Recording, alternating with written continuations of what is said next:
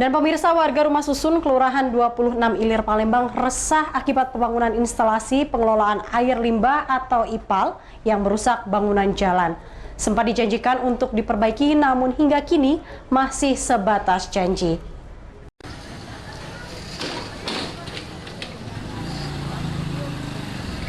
Seperti inilah kondisi kerusakan jalan di lingkungan Rumah Susun Kelurahan 26 Ilir, Kecamatan Bukit Kecil, Palembang. Kondisi jalan berlubang dan digenangi air keruh, bagai lumpur kubangan kerbau.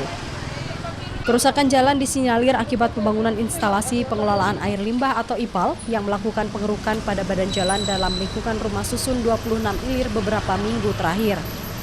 Kerusakan jalan yang berdiameter lebih dari 1 meter dan kedalaman sekitar 30 cm ini membahayakan warga dan pengguna jalan yang kerap menimbulkan terjadinya kecelakaan karena berusaha menghindari jalan yang berlubang.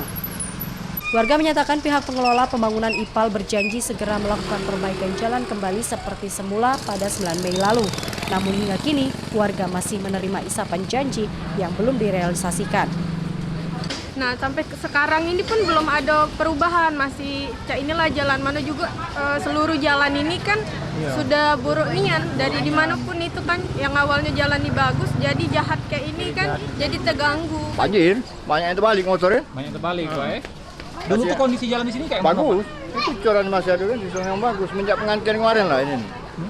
Tanggung jawab tidak kan? Iya, rusak Pak ini kondisi jalannya Pak. Bukan naik rusak tuh, berapa meter dari ujung ke sini ya? Janjinya cuman dari Bang P. Itu janjinya kemarin aku dengar sih. Dari itu juga memang sudah diperbaiki. Warga berharap wakil rakyat segera meninjau lokasi proyek pembangunan instalasi pengelolaan air limbah yang mengakibatkan rusaknya jalan di lingkungan Rumah Susun di Kelurahan 26 Ilir, Palembang. Dari Palembang, Muhammad Riza Fahlevi, iNews melaporkan. Cak sungai kayak gitu, sampai gambar mati.